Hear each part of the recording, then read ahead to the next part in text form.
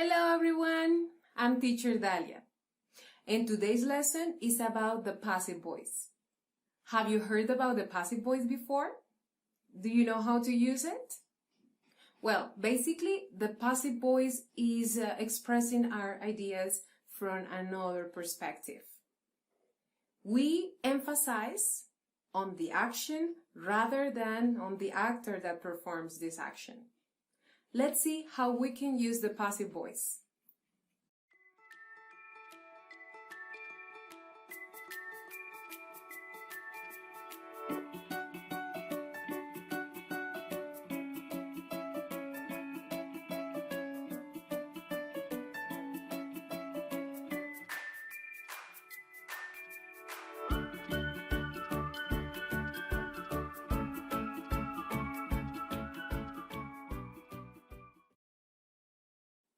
After showing the examples and the reasons why people use passive voice, it is necessary that we mark the difference between passive voice and active voice, so we can see how to elaborate our ideas in each case. In active voice, we do the contrary we do with passive voice. We give importance to the subject. Therefore, the subject or actor of the action initiates the sentence. For example, we can say J.K. Rowling wrote a famous book. The result here is an active sentence. We are giving importance to the subject and we start with it. Then we continue with the action, which in this case is in past, and we also include a complement. In passive voice, this same sentence should be a famous book was written by J.K. Rowling. You can see that passive voice is a kind of backward construction because we're starting with the complement rather than the person who is initiating the action. Remember, sometimes we don't even mention who does the action. Sometimes we hide it for different reasons. Passive voice can help you to speak in a more formal manner.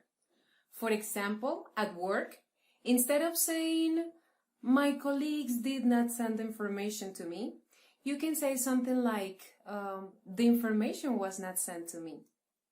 So, in this way, you can smooth things out. Let's see how to form the passive voice step by step.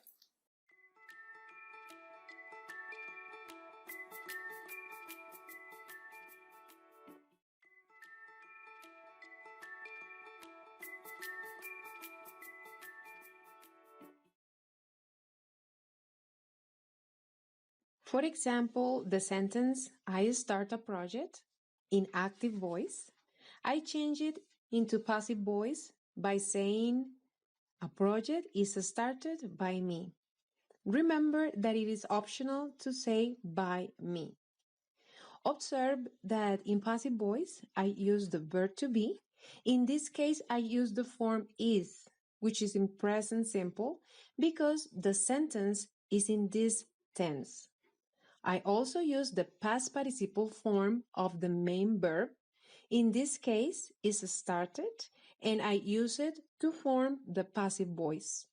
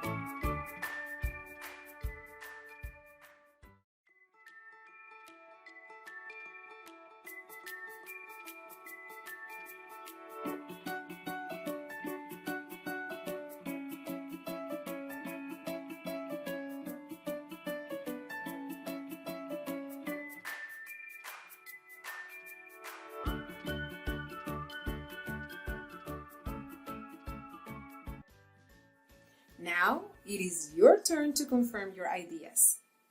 How would you change these sentences from active to passive voice? Pause the video to write down your answers and then play it again to confirm your ideas.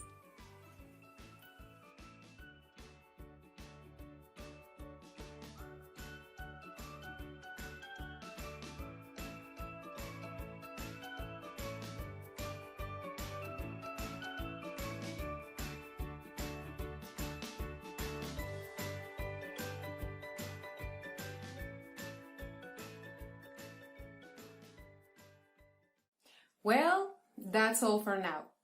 I hope that this video has helped you to understand the use of passive voice, so you can put it into practice right now. Remember that practice makes perfect. So keep on working and improving your language skills. That's all for now. Bye!